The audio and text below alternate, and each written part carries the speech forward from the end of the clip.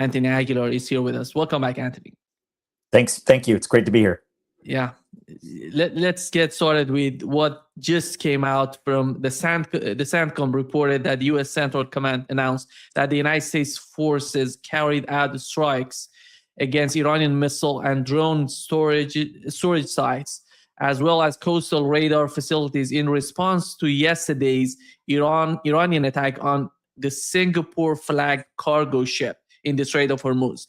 And from the Iranian side, so far, we haven't learned anything. There is no announcement. There is something going on in the media that is the Iranian response. They're going to attack as soon as possible, but that's not right. No announcement so far, no reaction from the Iranian side so far.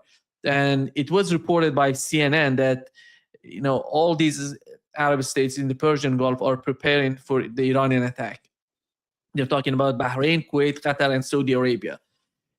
What's so amazing to me that the United States is not reacting to what's going on in Lebanon. And because what was happening in the Strait of Hormuz basically was related to what's going on in Lebanon and the new arrangement in the Strait of Hormuz that Iran was trying to manage that. And how do you see the situation right now, Tony? Well, Iran has not violated any tenets of this memorandum of understanding. Rather, they are enforcing the components therein that the United States and Iran have both agreed to. Well, on the other hand, the United States and Israel completely ignore and act as if Lebanon is no part of this agreement when it clearly is.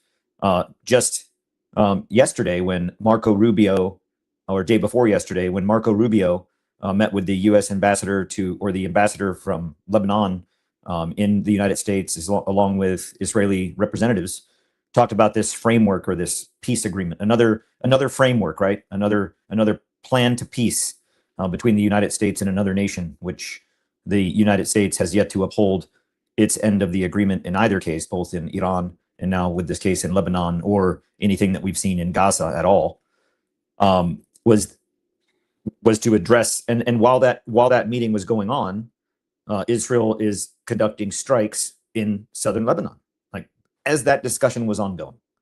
So when you look at the MOU, the first and foremost principled point of this entire framework to proceed in any discussion or negotiated settlements in any way, in the other 13 points of it, has to do with the immediate and permanent halt of war on all fronts to include Lebanon, and that the United States and its allies will respect the sovereignty and the territorial integrity of Lebanon. It specifically says Lebanon.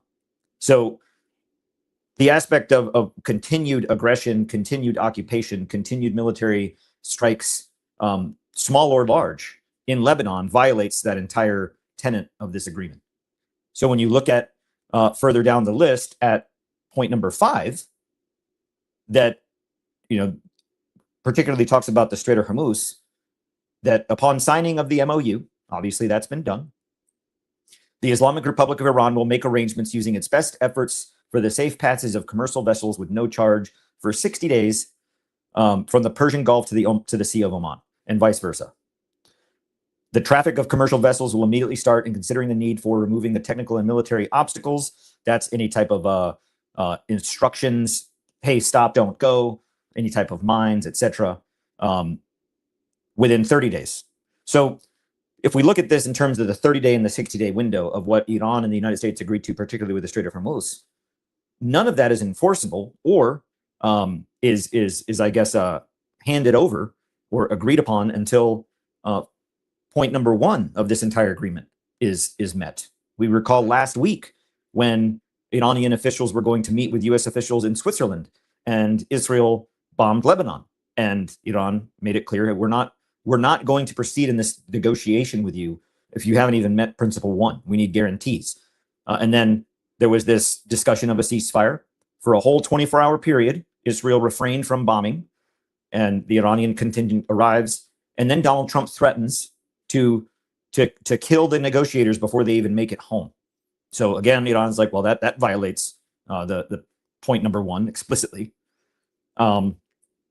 So what we're clearly seeing is that in this negotiation, which is also reflected in U.S.-led negotiations for Lebanon and Israel, in U.S.-led negotiations with a peace deal for Gaza, is that the United States cannot be trusted.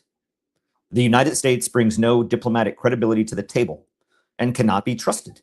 Case in point being exactly what we're seeing with Lebanon and Israel, particularly Israel against Lebanon, and Iran holding accountability to it, saying, hey, this whole, hey, world, check it out.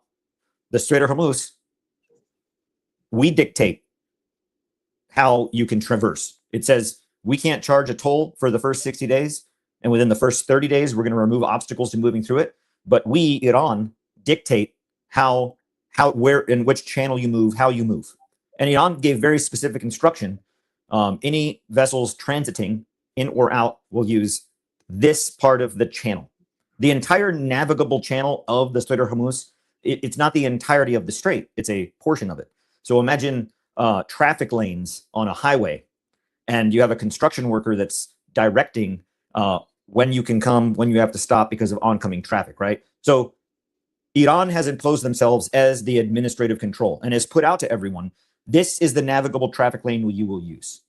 And then in the midst of the United States clearly continuing to violate the agreement, Iran said, oh, okay, stop. We're not going on to point 5 with the Strait of Hormuz. We're not going on to talk about nuclear enrichment or we're not doing nuclear enrichment or whatever the case may be. We're not going to talk about X, Y, and Z until we figure out and we have guarantees for A, B, and C. A being war in Lebanon. So this Singapore flagged vessel traveled outside of the dictated channel. So you have now a vessel violating these administrative protocols that Iran has put forth. Were they influenced to do that? Were they told to do 9 actors involved in doing that? I don't know. Was it just a lost captain or maybe someone that doesn't understand instructions? Maybe. But Iran must respond. And they're responding in accordance with this memorandum of understanding. They haven't violated any tenets of it. So it's no surprise and it's no coincidence to me that just 2 days ago, the United States has approved this $1.5 trillion defense budget, along with a 89 billion with a B billion budget reconciliation package, meaning all this money we spent on the war that was never part of last year's budget has to be reconciled in this year's budget, meaning we need more money. You have 2 options. Here's the budget, pay for all the stuff you did out of your budget, or you have to ask for more. The Department of Defense came back and asked for more. And if you look at what's associated in that $89 billion reconciliation increase to the 2027 NDAA, the 1.5 trillion, which now puts it well over 2 trillion, is the replenishment specifically of wartime stocks in the Central Command Theater. Basically, restocking for war. So it's clear to me that the United States has once again used negotiation to simply protect themselves while they rearm for conflict. Have the naval forces from the United States Central Command and United States Navy Central left the area of responsibility? No, they haven't. Have we met all of the accords in terms of U.S. troops leaving the region entirely? No, we haven't. So to me, this simply looks like the Trump administration using the peace dividend of negotiations to rearm, restock, to go back to war, and using any Iranian action as pretense to do so, while completely ignoring the fact that you have Iran saying, hey, Lebanon, you're not abiding by that at all. And yet Israel and the United States don't even acknowledge it, and won't even discuss it, won't even talk about it, as if it's not even a consideration. So I think that this MOU was fragile from the beginning. The hard work of this, and we've talked about this before, the hard work begins in actually implementing it. And we haven't implemented any part of it. I mean, so it looks to me like with this, the continued strikes in Lebanon, Iran holding the United States to the accords of the MOU, the United States responding to kinetic strikes on Iran directly, we're simply going right back into the precipitant of escalated conflict, kinetic conflict. It looks clear to me that is the road we are on. Yeah. Here is what was reported on Iranian media, Tony. It says that it was 2 U.S. missiles hit a telecommunication tower in the Syriac area. The Syriac area, you see here the Strait of Hormuz, and Syriac area is here. This is the strait here, and Syriac is here. Like, yeah, this is the area that was hit by the 2 missiles. And Tony, when it comes to what's going on, I think in the coming hours we're going to have the Iranian response. They're going to basically, from the Iranian behavior that I have witnessed so far, they're going to assess which country was used for this attack, which bases were used. These fighter jets came from Saudi Arabia, maybe Jordan, far away from Jordan, and they're going to hit the targets there. Let's see. So far, we haven't seen any sort of announcement on the part of Iranians, but this IRIB, this is a state media, they reported that 2 missiles hit the Syriac area. And this is what's going on. I think, Tony, one of the problems right now is that the United States is trying to manipulate the region politically. We had Marco Rubio coming to the region, to Bahrain, Kuwait, and UAE, to try to convince them to put pressure on Oman. Then we had some sort of announcement from one of the Omani officials. We don't know who was that. He said, we're not going to charge anybody who uses this rate. Then we've seen Bloomberg reporting that Omani government was communicating with Europeans that each and everybody who wants to pass through the Strait of Hormuz, they have to pay the fee. So you see different voices. They're somehow politically they're manipulating the region. And this is part of the game that the United States is playing with Iran. And that's why you see IRGC coming out, because not only because of this trade, but the case of Lebanon, as you've mentioned. These are 2 complicated situations and are coming together. I think there is no understanding between the 2 sides, and at least they're not getting to the point to understand each other's position.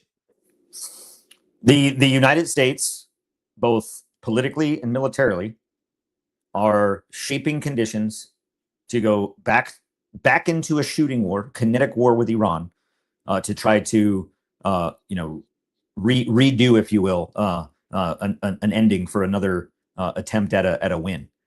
This agreement, this 14-point MOU, was handedly an Iranian victory, and so now the United States is looking at ways to manipulate the region through diplomacy, or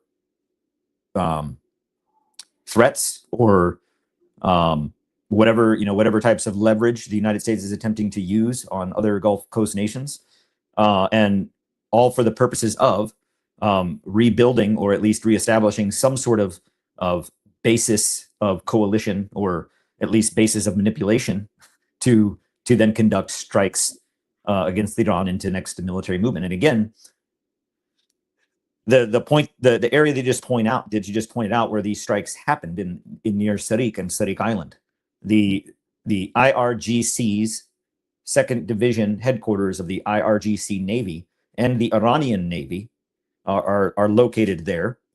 So the Strait of Hormuz is specifically an area within the Iranian construct of command and control, where the IRGC have a component of control and the Iranian Navy have a component of control.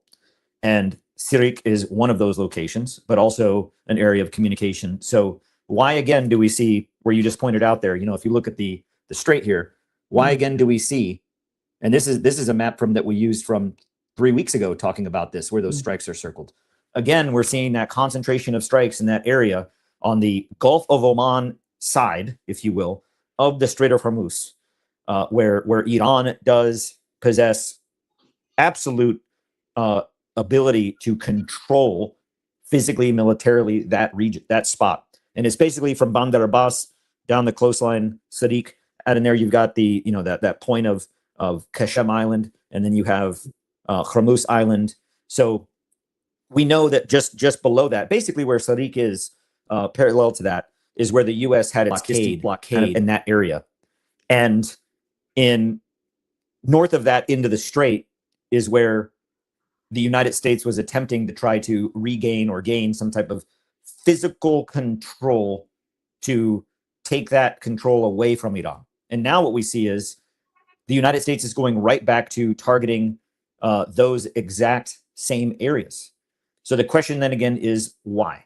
So now what Iranians' potential calculated response is, okay, where do these strikes come from? Who supported it? Where do they emanate? What nation helped them either in launching or whatever the case may be?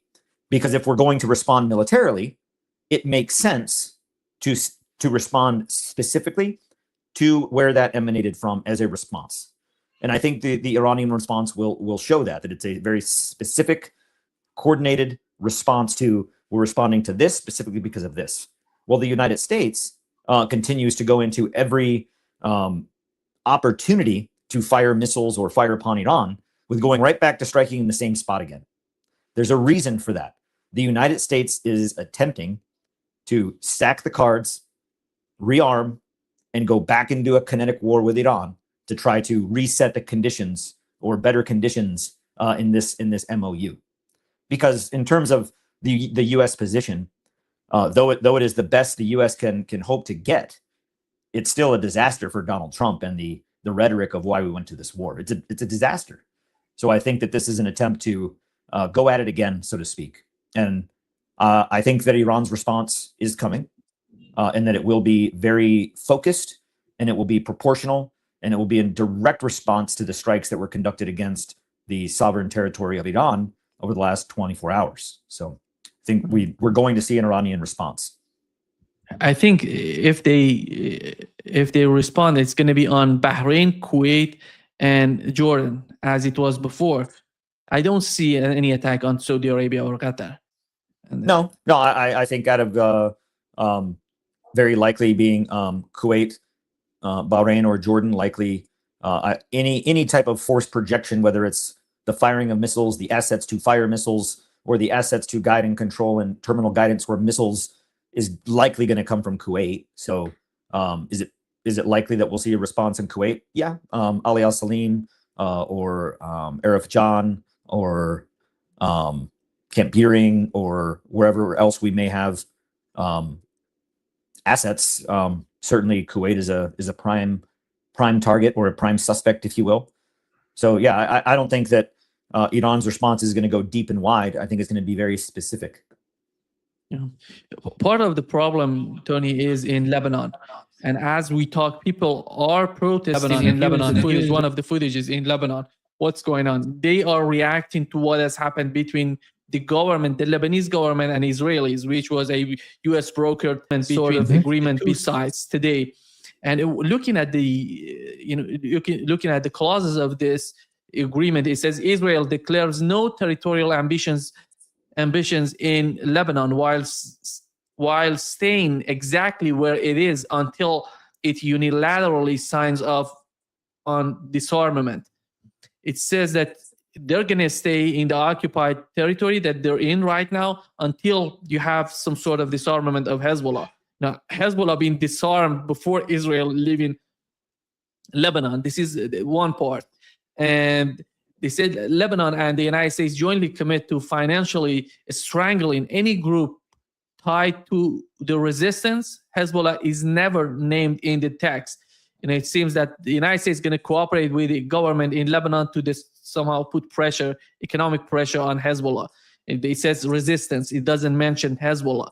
So basically what they're doing is trying to achieve what they couldn't achieve militarily in the southern part of Lebanon. And that's why I think looking at what is going on, and here is what was reported on Israeli media. They're achieving, by the way, I think they're achieving their goal in southern part of in Lebanon, because they're basically what was reported on channel 13. Here is what they said. זה נראה שאנחנו מובילים את מדינת לבנון לעבר מלחמת אזרחים, אולי זה לא רע לנו. שהממשלה הלבנונית תילחם בחיזבאללה. זו השאיפה מההתחלה, לא בטוח כרגע שבמצבה הנוכחי יש לה את הכוח. אז היום עוד שני איתותים נקרא להם, עוד פעם תקיפה של תשתיות קשרים מעל הליטני. Yeah. And you see what has been said, that Israel's plan in Lebanon is to divide the country and plunge it into a civil war to force the Lebanese government into a military confrontation with Hezbollah. This is literally what's going on with the sort of deal with the United States. And how do you see the things, what's going on in Lebanon? What's your understanding of that? Well, the only nation in the world that lies more flagrantly and blatantly than the United States is Israel. They're the world champions of just straight up lying. So in this agreement, we have no ambitions for any territorial gain of your country of Lebanon, but we're staying put. We're staying put right here where we are in the south. They are occupying. Israel is an occupying force. They are an occupier of Lebanon, period. And the very first point of the MOU, tying it back to the MOU with Iran, is that the territorial integrity of Lebanon, it doesn't say territorial integrity and sovereignty of all nations is a principle. It specifically says Lebanon. So Israel continuing to occupy 1 inch inside of Lebanon is violating that MOU, is violating that. Strikes, big or small, violating that. Any threats to the sovereignty of the country of Lebanon, violating that. And to your point, what we're seeing right now is the United States and Israel attempting to put drive that wedge between Hezbollah and the Lebanese government to foment civil war between North and South. And what do you think Israel is going to do if that civil war happens, if that chaos occurs? I'll tell you exactly what Israel is going to do. They're going to move in and occupy everything in the south all the way to the Litani River. And then they're going to make the premise of, oh, well, this is a buffer zone to protect us from what the Lebanese government can't control. And so we're going to dictate it. We've seen this story over and over and over again in this specific region, whether it be in Gaza, whether it be in the West Bank, whether it be in Lebanon, whether it be in countries that the United States has fought our wars and always made excuses to stay and occupy. That this is the United States and Israel establishing pretense for further occupation, deeper occupation, a stronger occupation under the pretense of, well, we're just protecting our borders. And it would be unwise for the Lebanese government and for the people of Lebanon to fall into that trap. And that's exactly what this is. This is a trap where the bait is being set by the United States and Israel in hopes that the Lebanese government will take that and start fighting against Hezbollah, which will only end badly for the government of Lebanon. So when you look at what they're trying, and then there's these veiled threats from Donald Trump saying that, maybe we'll just call in the Syrians to do it. Maybe we'll call in Jelani. And when you look at that and adding even more to it, talk about the pretense for a perfect recipe of disaster from which Israel can take advantage of that chaos. Imagine that type, where Syria is fighting in Lebanon against Hezbollah, and Hezbollah and the Lebanese government are fighting in their civil war. Imagine the opportunity then for Israel to come in and seize and occupy permanently all of that terrain that they currently occupy, to include into the Golan Heights and parts of Syria. It is a perfect pretense for exactly what Israel's ambitions in that particular part of the region are. And the United States is knowingly and willingly going along with it. And I think it's disgusting. And I think the people of Lebanon need to see that for what it is and not take that bait, not fall into that trap of setting the pretense for further U.S.-Israeli colonialism. Yeah, here is PBS News reported, Tony, that a U.S. official reported 6 U.S. military aircraft struck Iranian targets, including radar installation and missile and drone storage facilities in Syriac, Iran. This was confirmed by PBS News. But when it comes, Tony, to the situation, you mentioned Syria. I think the Syria is so complicated. You see the HTS, these ISIS coming in power in Syria. Then you see different factions within Syria. These people who came to Syria, these are somehow fighting each other in Syria. And Donald Trump, when he's talking about sending or letting the Syrian government helping the United States in Lebanon, I think they're talking about these factions in Syria that are fighting among each other, then sending them to maybe to the northern part of Lebanon to make even the chaos more, the situation more chaotic in Lebanon. So how do you see that possibility? Well, Israel Israel exists and operates like an infection, and infections strive in when there's chaos, or when things are dirty, or when things are irritated, and that's exactly what Israel is attempting to do: create all those hospitable conditions for infection to take root, for a parasite to grow. So that is exactly what Israel is attempting to do in Syria and Lebanon. And what perfect elements brought together. Factions of fighters from Syria fighting in northern Lebanon. Obviously, Hezbollah will have a response. That's not going to be a clean fight between factions in Syria saying, okay, we delineate between A and B and that's it. It's going to get dirty. It's going to get ugly. You have an insurgency fighting unconventional warfare in an asymmetric way between a government, a resistance group, and another resistance group within another resistance of another country, potentially all coming together fighting each other. Where you have Israel with its, I can imagine just Israel with its napkin in its collar at the dinner table, just waiting to start carving up pieces of Syria and Lebanon. And that's how Israel exists. That's how Israel. That is Israel's foreign policy. Foment war, infect, parasite, take. Then when the smoke settles and you look around, you're like, oh man, Israel's got all this. Israel's got 80% of Gaza. How did that happen? Well, there's a ceasefire, there's a peace deal, nothing to see here.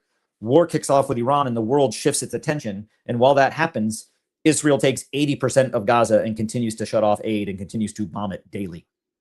Same thing in Lebanon. While the world was looking at Iran in those opening days, is when Israel pushed really hard into the south, all the way in their movements to the Litani. And the world was like, whoa, what's going on over here now? Hey, we're paying attention to this. What's going on over here? And Israel's like, oh, nothing. Just just creating a buffer zone. They're going to do the exact same thing. It's what Israel does. And as I've said before, and I will say it again, that the United States should focus on the MOU, normalizing relations diplomatically and economically with Iran in the region and other regional leaders, regional powers, and respecting the sovereignty and the territorial integrity of Lebanon. And it seems like the consistent factor in preventing all of that, the consistent problem, is our relationship with Israel.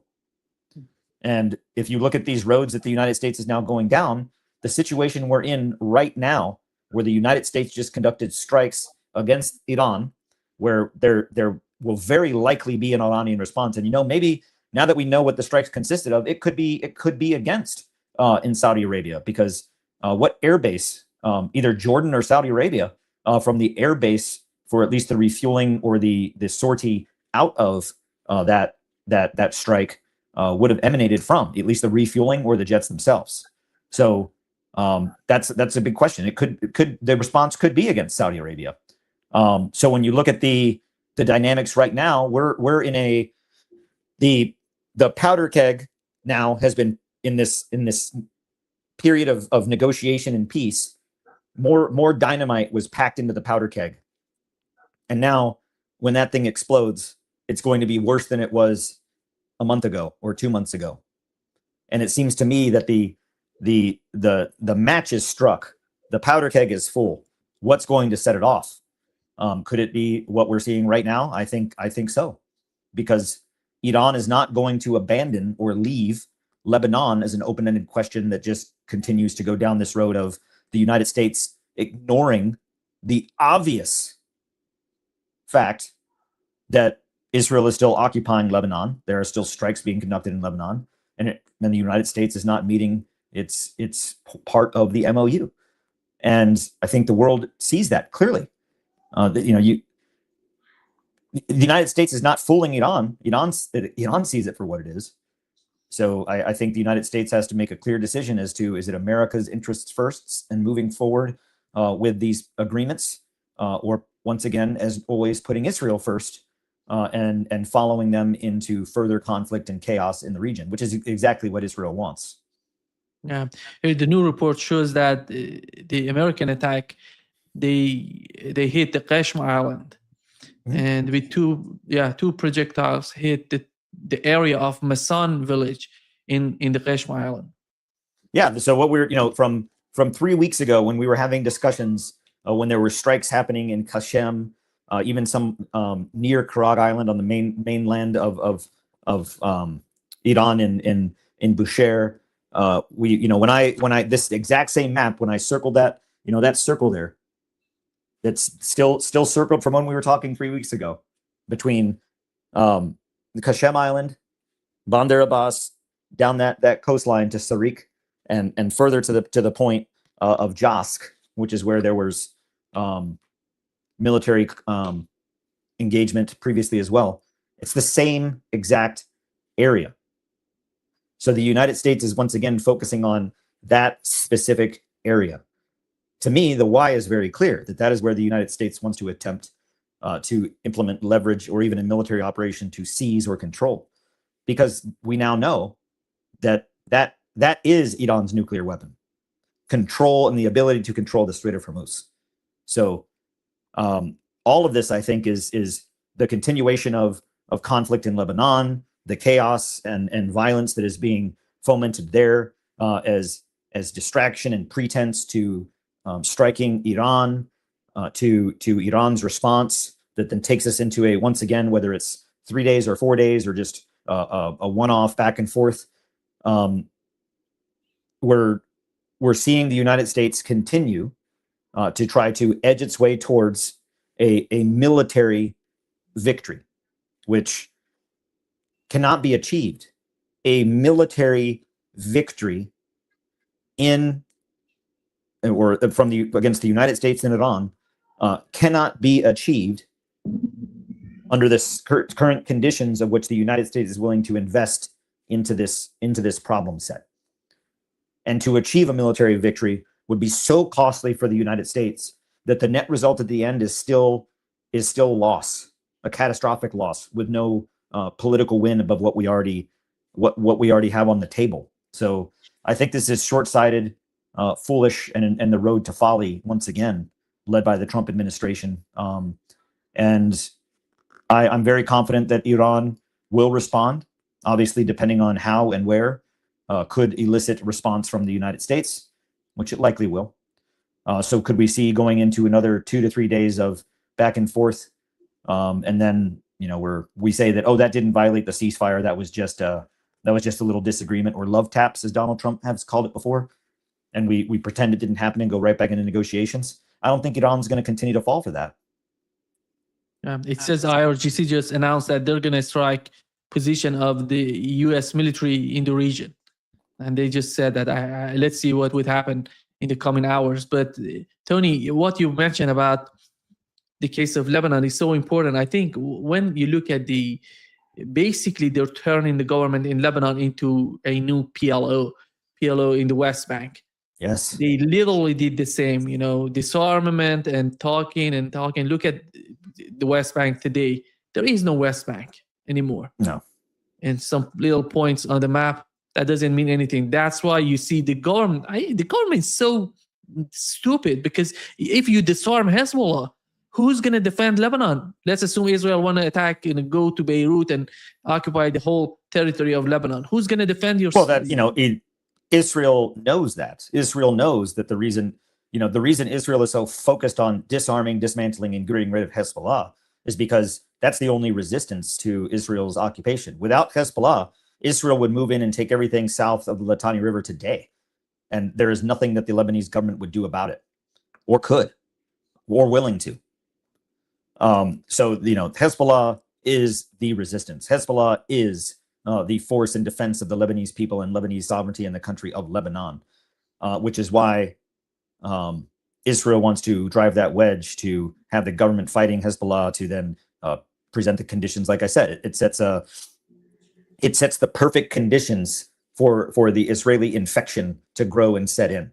And in doing so, where do we see that happening? Well, we see something very similar to the West Bank.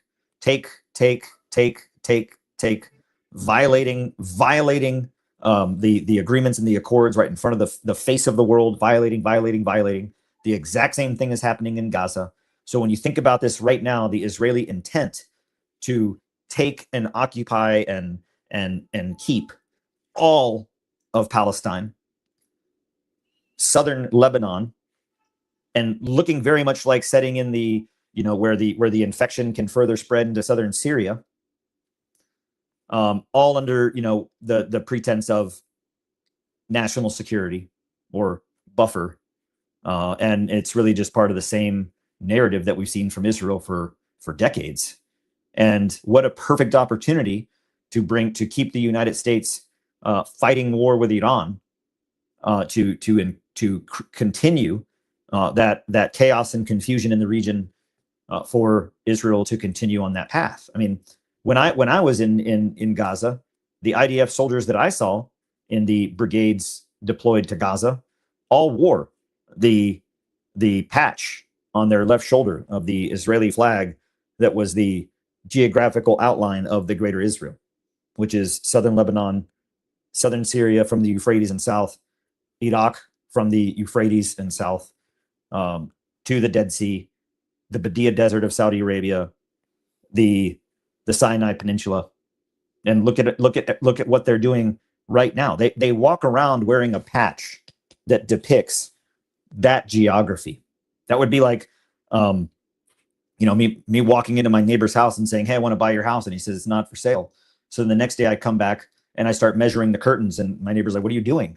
"Oh, I know you're not going to sell your house. I just want to measure for curtains that I would put in this house if I owned it." And then next thing you know, the neighbor across this, your neighbor, or you start to find ways to get your neighbor kicked out of the house or kicked out of the neighborhood so you can then take over. That's exactly what Israel is doing, and they'll continue to do it. And the United States is right there. Marco Rubio, Jared Kushner, Steve Witkoff are right there underwriting it, right there as fellow partners in crime. Actually, we had the Israeli Minister of Energy, Eli Cohen. He said that we have no intention of taking over the entirety of Lebanon. The entirety of Lebanon. That's right. And yeah, in Gaza, we will establish security control over 100% of the Gaza Strip. In the end, we will have full control over the entire Gaza Strip. This is the plan on their part. I don't know who's gonna believe that. Who's this government in Lebanon? I think they're gonna, sooner or later, they're gonna bring down the government. And these protests are coming out and they're not gonna back down. I'm sure. Either they will, the people of Lebanon and Hezbollah will bring down the government and establish an actual representative government of Lebanon, or Lebanon will become part of Israel. Yeah. Same. I mean, look at, this is what you just said about Gaza. It brings back this post-traumatic stress for me, to where when I was in Israel and the senior ranking officer assigned to our as our in processing for the GHF contract, they took us to Sterdot, the mountain, the hilltop that overlooks Gaza, where Israelis go to take photographs. There's vending machines, there's picnic area, so Israelis can sit on top that mountaintop of Sterdot and watch the bombing and watch everything happening in Gaza. And when that officer, this was back in May of 2025, that officer, when he stood there with the map showing us, okay, here's where we are standing in Israel, here is Gaza, and soon this will all be under Israeli control. And that is almost verbatim of what Cohen just said recently, right? It's scary. Israel tells us exactly what they're going to do. Or today morning. They're telling us, showing us, and doing exactly what they said they're going to do. So either the United States is going to continue to support it knowingly, willingly, or the United States is going to do something about it. And you know what? I don't see that coming with this administration. So I think that we're in for a much bumpier road ahead. I would tell everyone, when it comes to the Strait of Hormuz, when it comes to the economy, when it comes to gas prices, when it comes to anything and everything that we rely upon that transits the Strait of Hormuz, or maybe even Bab el-Mandab, buckle up. Yeah. Every time I think of Gaza, I remember the guy that you've mentioned in our first talk our first Amir, if I'm not mistaken. His name was Amir. Yes, And Amir on the 28th of May, 2025, distribution site number 3 in the central Rafah, just a stone's throw away from Nasser Hospital, where hundreds of children were targeted and slaughtered by the IDF. And we continue to see that the IDF have a clear and cruel history of doing exactly this. It was no different in 2025. It's no different now. It was no different when the IDF targeted and killed Hind Rajab. The evidence is overwhelming. And if people choose not to believe it, then again, that's to their own ignorance. And I fear for their souls. Yeah. Thank you so much, Tony, for being with us today. Great pleasure, as always. Well, we'll talk soon, and we'll keep an eye on things that are happening. And I'm quite confident in the next 12 to 24 hours we will see a response from Iran. Yeah, sure. We'll talk soon. Yeah. Thank you. See you soon.